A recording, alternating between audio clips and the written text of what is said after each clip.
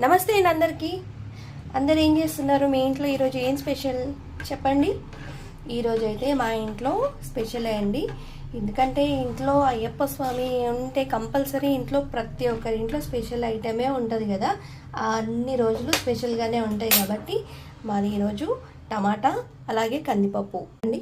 పప్పు నెక్స్ట్ ఇదేమో టమాటా రసం అనమాట. టమాటాలని ఉడకబెట్టుకొని అందులోకి ఒక 2 రేకులు చింతపండు వేసేసి ఇందులో పుదీనా కూడా వేసుకున్నాను అనమాట. ఎందుకంటే మనకి టేస్ట్ బాగుంటుంది. టమాటాలని మనం పిసుకుంటాం కదా, పిసికేసిన తర్వాత వాటి మీద తొక్క తీసేయాలి. తొక్క తీసేస్తే మనకి కొంచెం మంచిగా వస్తుంది అనమాట.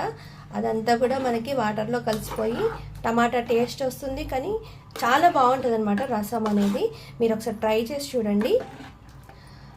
అట్లనే ఇంకొకటి ఏంటంటే ఇందులోకి పుదీనా ఎందుకు యాడ్ చేసుకున్నామనంటే చూడండి, ఇక్కడ ఇదిగోండి ఇట్లా మనం పిసికేసామనుకోండి ఇందులో కలిసిపోతుంది అనమాట. ఈ వాటర్ని చూసిండ్రా ఇట్లా వస్తాయి అనమాట.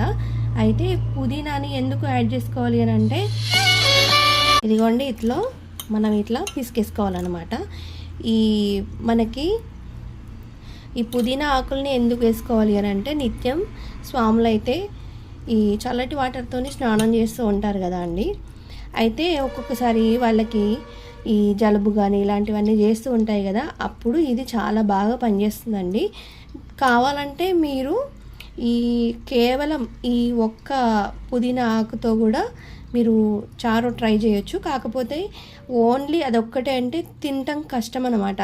కొంతమంది ఇష్టంగా తింటారు, కొంతమంది ఇష్టంగా తినలేరు. అందుకని చెప్పి ఇట్లా ట్రై చేసుకున్నాం అనుకోండి, పిల్లలు కూడా కొంచెం టేస్ట్ ఇష్టపడరు. అందుకని చెప్పేసి ఇంకా మా పిల్లలు ప్రతి ఒక్కటి ఇది కావాలి అది కావాలని ఏమి అనరు, అన్నీ తినేస్తారు. కాకపోతే ఇట్లా కొత్తగా ప్రయోగం చేసినప్పుడు మాత్రం కొంచెం అడుగుతారు ఇందులో ఏం వేసావు అని చెప్పేసి. అందుకని చెప్పి వాళ్ళకి తెలియకుండా ఉండాలని మనం ఇట్లా టమాటా చారులో ప్రిపేర్ చేసి వేస్తే వాళ్ళు కొంచెం ఇష్టంగా తింటారు. వీలైతే మీరు కూడా ఇలా ట్రై చేసి చూడండి, చాలా బాగుంటుంది ఈ రసం వచ్చేసి. అదండి మా ఇంట్లో స్పెషల్. అలాగే మీ ఇంట్లో ఏం స్పెషలో చెప్పండి. అలాగే మీ అందరికీ కూడా మంచి జరగాలని చెప్పి నేను కోరుకుంటున్నాను. ప్రతి ఒక్కరు కూడా బాగుండాలి, అందులో మేము ఉండాలి.